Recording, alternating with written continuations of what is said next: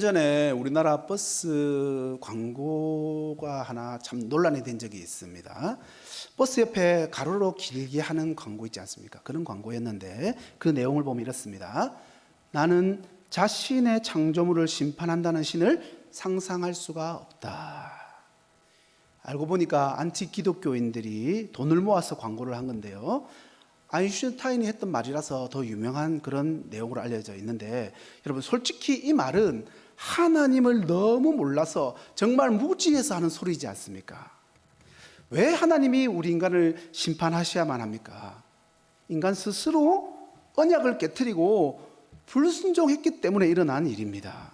또 그렇게 인간의 잘못으로 벌어진 일이었음에도 불구하고 자비의 하나님은 구속 사역을 펼쳐나가시는 그런 분이시지 않습니까?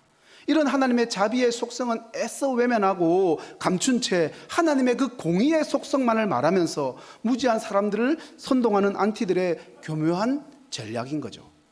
가만히 보면 나는 자신의 창조물을 심판한다는 신을 상상할 수 없다라는 이 말은 내가, 인간이 신을 판단하고 심판하겠다는 그런 의도가 숨어있는 그런 말입니다. C.S. 루이스가 이런 말을 했다고 합니다. 과거 옛날 사람들과 오늘날 현대 사람들의 가장 큰 차이는 무엇인가? 옛날 사람들이 현대인에 비교하여 훨씬 더 무지했지만 신을 향하여는 깊은 경외감이 있었고 신 앞에 언제나 죄스러운 마음으로 살았다. 특히 고대인들에게 신은 심판자였고 인간은 변함없이 죄인의 자리에 있었다. 반면 현대인들은 옛날 사람들에 비해 훨씬 더 지혜로워졌지만 신을 향한 원망의 마음을 품고 있다. 그리고 인간 자신을 심판자의 자리에 서게 하고 신을 죄인된 자리에 앉히는 일을 자행해 오고 있다. 여러분은 이 C.S. 루이스의 말에 공감하십니까? 과거에 대부분의 인간이 신이 인간을 판단하고 심판한다는 생각을 가지고 살았었죠. 그러나 오늘날을 살아가고 있는 대부분의 현대인들은 신이 인간을 판단하고 심판하는 것이 아니라 오히려 반대로 우리 인간이 신을 판단하고 심판하는 자리에 서 있으려는 그런 경향이 강하다는 겁니다. 바로 조금 전에 봤던 이 광고가 요즘 현대인들이 갖는 그런 특징을 보여주는 증거입니다.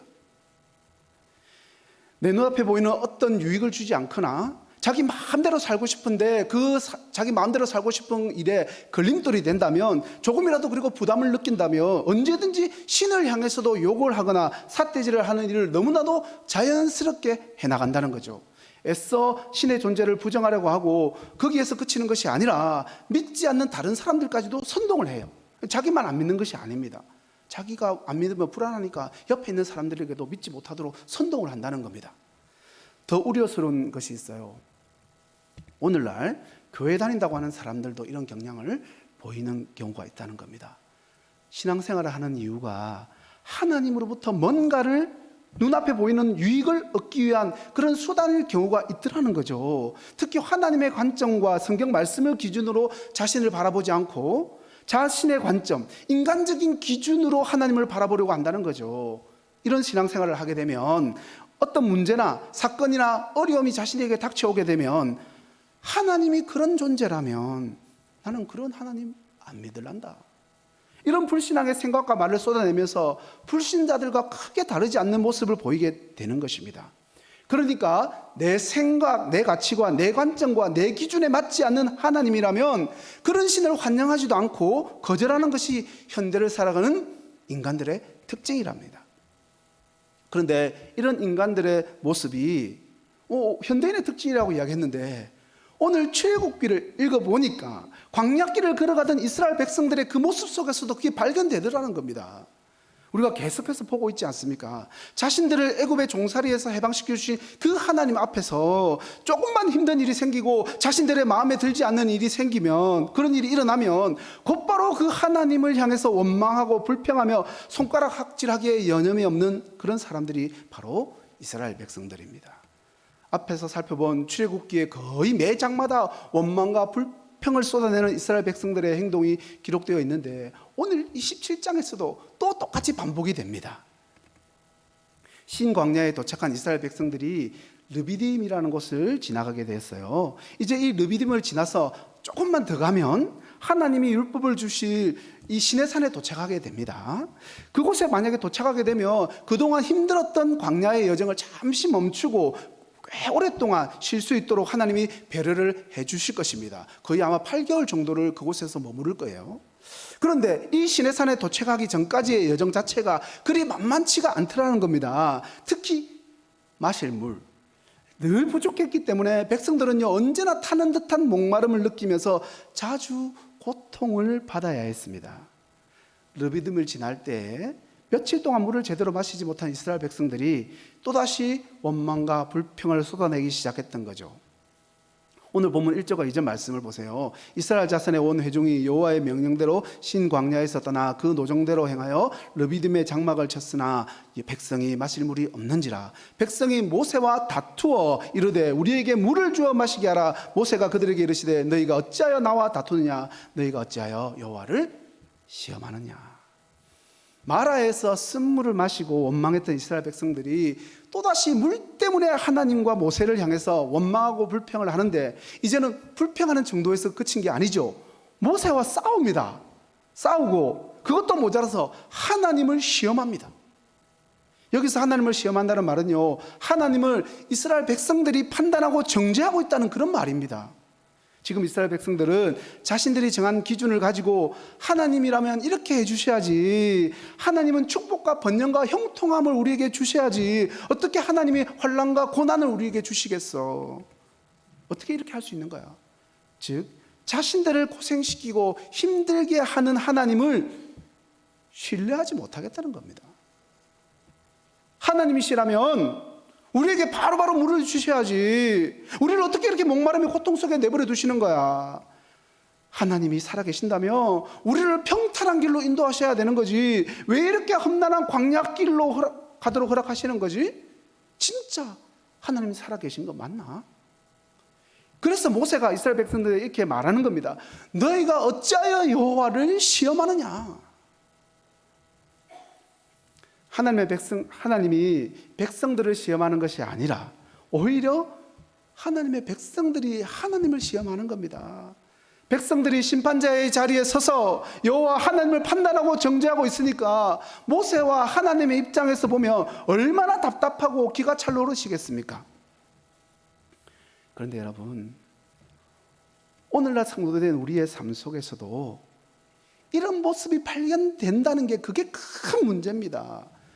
겉으로 드러나지 않을 수도 있어요. 겉으로 드러나지는 않을지라도 우리의 삶 속에 고난이 오고 환난이 오면 우리 자신도 모르게 하나님을 향해서 이런 마음을 품을 때가 있더라는 겁니다. 하나님, 제가 얼마나 하나님을 열심히 섬겼습니까? 제가 얼마나 교회 일에 헌신하고 봉사했습니까? 제가 하나님의 뜻대로 살려고 얼마나 노력했습니까? 새벽기도 나가서 그렇게 부르짖었는데 왜 저에게 이런 어려움과 고통을 주십니까? 하나님이 어떻게 저한테 이러실 수가 있습니까? 내 생각과 내 기준에 따라서 하나님을 이렇게 규정하고 하나님을 자신의 틀에 맞추려고 하는 거죠. 이것이 바로 이스라엘 백성들 뿐만 아니라 오늘날 저와 여러분이 가진 신앙의 연약함입니다. 여러분, 우리가 이런 신앙의 연약함과 죄를 범하게 되는 근본적인 원인이 뭘까요? 근본적인 원인, 우리는요 본능적으로 고난을 당하게 되면 그 순간에 하나님의 주권을 생각하지 않고 내가 당하는 고난의 그 아픔을 먼저 생각하기 때문입니다.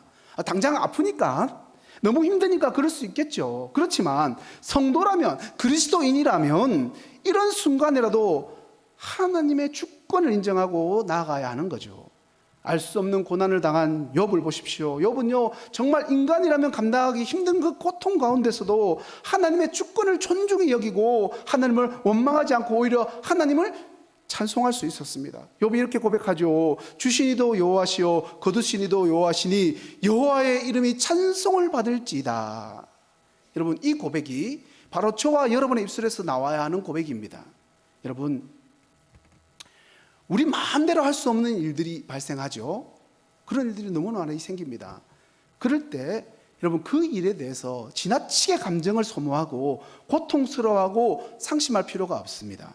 그럴 때 다만 우리는 하나님의 주권을 인정하고 믿음으로 두려워하지 않고 오히려 여호와의 이름을 찬송할 수 있어야 하는 것입니다. 이스라엘 민족은요, 마실 물이 없는 고난의 상황 속에서 하나님의 주권을 생각하지 못하고 목말라 죽을까 봐 두려워서 불평을 하는 거죠. 3절 말씀 같이 읽어보겠습니다. 시작. 물을 찾음에 그들이 모세에게 대하여 원망하여 이르되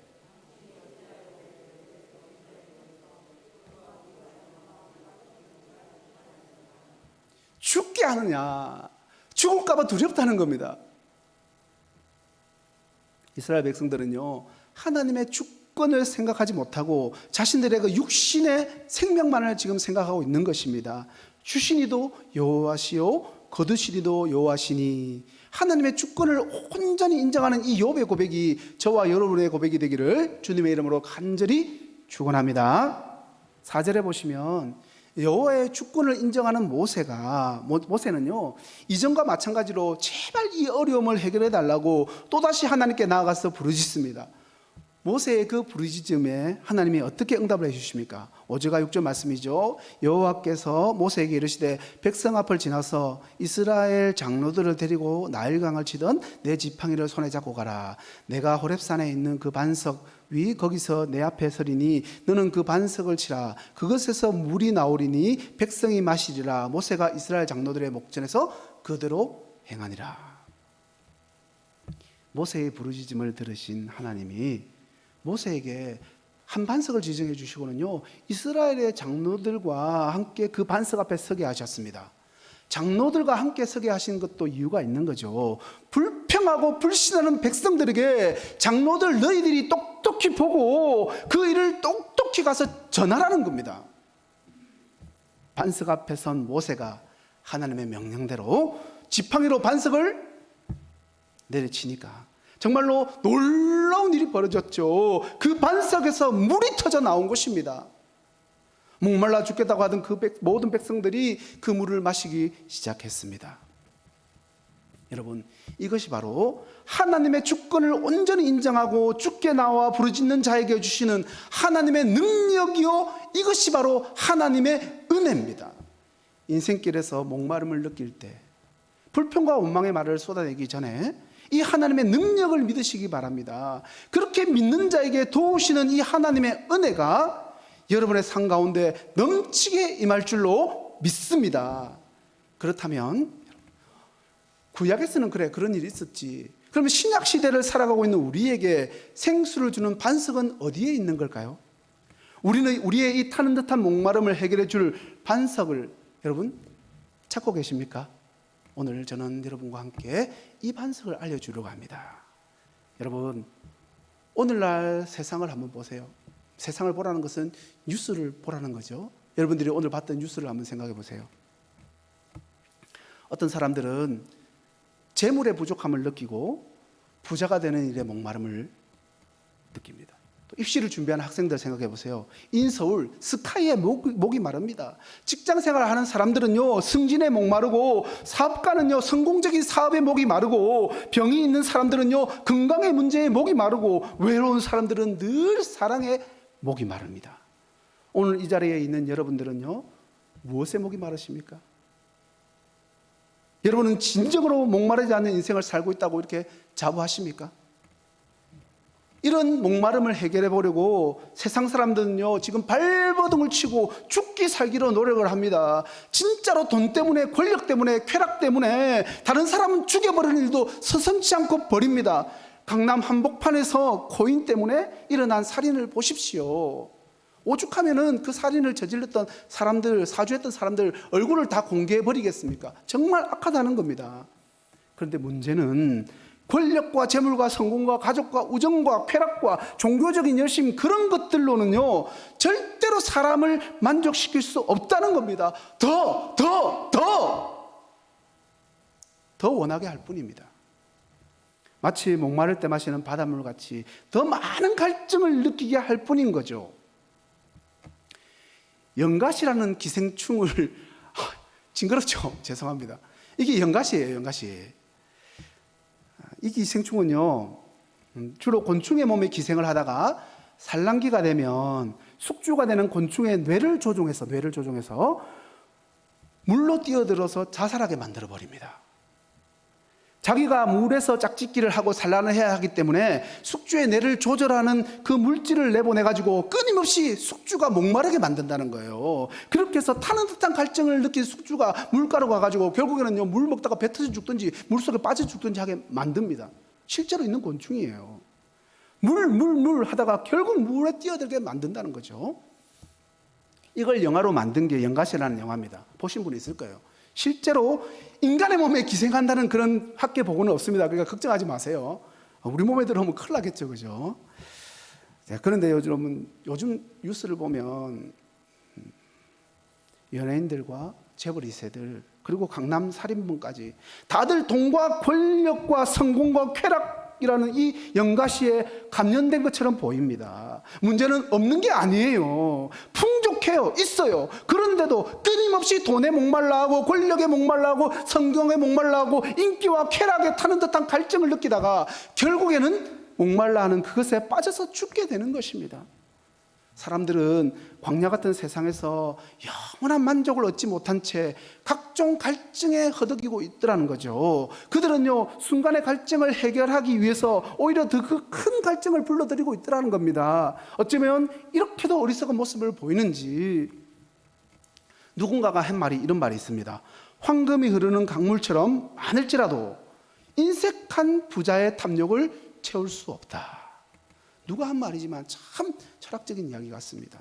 너무나 공감 가는 말이지 않습니까?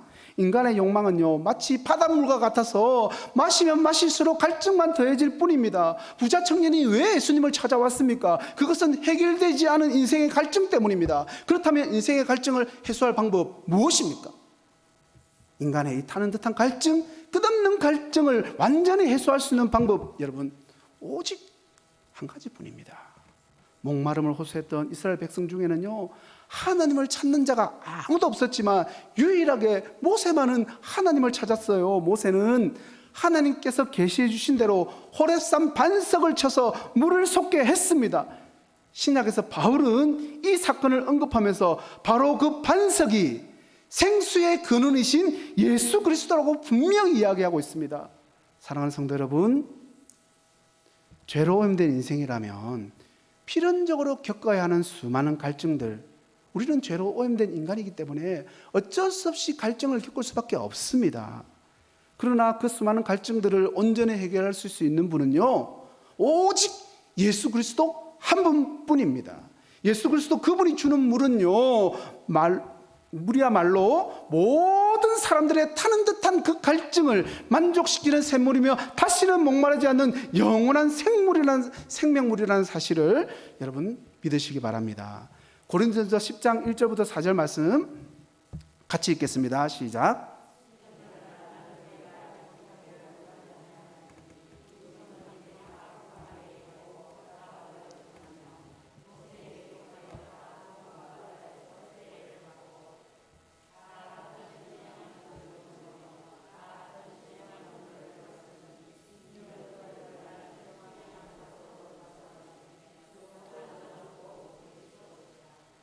너희를 따르는 반석으로부터 마셨음에 이 반석은 곧 그리스도시라. 우리 시대의 하나님은요, 우리의 삶의 목마름을 해결해 주시기 위해서 예수님을 보내주신 것입니다. 오늘날 우리는 이 예수님을 통해서 인생의 목마름을 얼마든지 해결받을 수 있습니다. 예수님이 수가성 여인을 찾아와 주셨죠. 삶에 늘 갈증을 느끼던 여인입니다. 한순간도 만족할 수 없었던 여인. 그러나 주님을 만나자 인생의 모든 갈증이 사라져버렸죠. 세리장인 삭개오 역시 목마른 사람이었습니다. 겉으로 보기에는요, 외적으로 보기에는 부족함이 없는 그런 사람이었죠. 그의 내면에는요, 그러나 고통이 있었고 그 문제를 해결하기 위해서 주님을 보러 뽕나무 위로 올라갔다가 주님의 은혜를 잊게 된 것입니다. 우리가 너무나 잘 알고 있듯이 히브리인 중에 히브리인이요, 율법으로는 부족함이 없는 바울이었지만 명예와 권력과 지식만으로는 자신의 갈증을 해소할 수가 없었습니다. 그러던 그가 예수님을 만날 때 그 예수님을 만난 날 모든 욕망을 배설물처럼 여겼으며 인생의 목마름을 완전히 해결할 수 있었습니다. 요한복음 4장 14절 말씀입니다. 내가 주는 물을 마시는 자는 영원히 목마르지 아니하리니 내가 주는 물은 그 속에서 영생하도록 솟아나는 샘물이 되리라. 아멘.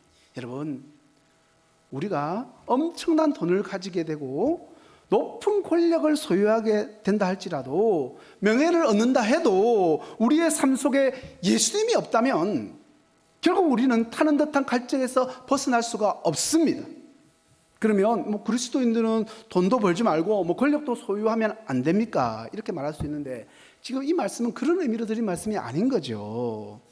혹시 하나님께서 나에게 은혜를 주셔가지고 우리가 높은 권력을 가지게 되어도 그리스도 예수라는 반석을 기초로 한다면 그 권력은 참 행복이 되는 것입니다. 또 많은 돈을 소유하게 될지라도, 소유하고 있다 할지라도 예수님을 의지하면서 예수님을 제일로 섬긴다면 그 사람은 더 이상 물질의 욕망으로부터 목마르지 않을 것입니다. 그런데 권력이 높아지면 높아지고 재물이 많아지면 많아질수록 그렇게 하기가 어렵기 때문에 이제 또 문제가 되는 거죠. 찬송시의 작가 톰 레디의 시를 잠시 소개하겠습니다. 행복, 더 사랑스러운 이름아 어디 있느뇨. 내가 제일 원하는 대상, 나 위에 십자가에 달리신 예수. 누구나 행복을 동경하지만 주님 안에서만 찾을 수 있네. 주님을 기뻐하고 주님을 아는 것이 하늘 아래 우리의 큰 행복일세. 주님을 보고 주님을 사랑함이 하늘 위 우리의 큰 행복일세. 나를 향한 주님 사랑을 느낄 때 만물은 기쁨으로 충만하네. 여기나 주님과 동행하다 죽어 주님 앞에 가기 바라네. 나 오직 주님만 소유하려네. 모든 행복의 근원이신 그분, 최상의 행복이 내게 오네. 하늘 아래 내게, 하늘 위 내게. 예수 그리스도의 사랑을 아는 것이 진정한 만족을 누릴 수 있는 유일한 근원이라는 사실을 여러분 믿으시기 바랍니다. 사랑하는 성도 여러분, 혹시 타는 듯한 목마름의 고통 속에서 신음하고 있지는 않습니까? 마셔도 해결되지 않는 그 목마름, 이제는 해결하고 싶으시지 않으십니까? 그렇다면 여러분, 생수의 근원 되신 예수 그리스도를 찾으십시오. 오늘도 주님께서는요, 목마름의 고통에 시달리는 인생들에게 손을 내밀고 계십니다. 요한복음에 이런 이야기가 있죠. 나를 믿는 자는 성경의 이름과 같이 그 배에서 생수의 강이 흘러나오리라. 말씀을 맺겠습니다. 사랑하는 성도 여러분, 출애굽 직후 이스라엘 백성들이 맞닥뜨려야 했던 그 현실은요, 고달픈 여정과 물 없는 광야였습니다. 그런 현실은 그들을 절망의 나락으로 떨어뜨리기보다는 여러분, 그들로 하여금 하나님을 더욱더 의지하게 하시려는 하나님의 은혜의 산물이었다는 사실을 기억하십시오. 하나님께서는요, 목마름을 느낀 그들에게 반석에서 샘물이 나게 하심으로 그들을 해결시켜 주셨습니다. 이 일을 통해서 백성들은요, 하나님만이 자신들의 생존의 유일한 해답임을 깨달아야만 했었습니다. 어쩌면 우리도 출애굽한 이스라엘 백성들처럼 거친 광야와도 같고 물이 없는 타는 듯한 목마름에 시달리면서 이 세상을 살아가야 하는 피곤에 지친 그런 나그네와 같은 여행자라고 할 수 있습니다. 하지만 하나님께서는 이렇게 척박하고 메마른 현실을 살아가야 하는 우리에게 날마다 새로운 힘과 용기를 가질 수 있는 은혜를 주셨습니다. 그 은혜가 바로 우리에게 영원한 생명의 샘이 되시는 예수 그리스도 그분이십니다. 여러분, 이 사실을 믿으십니까? 아멘이죠. 그렇다면 이제 우리는요, 광야와 같은 세상을 살아가면서 헛된 욕망을 채우기에 급급할 이유가 없습니다. 참 생명의 근원 되시는 예수 그리스도 그분 앞으로 더 가까이 나아가시는 저와 여러분이 되시기를 예수님의 이름으로 간절히 축원합니다. 기도하겠습니다. 사랑과 은혜가 충만하신 하나님 아버지, 오늘도 귀한 예배의 자리를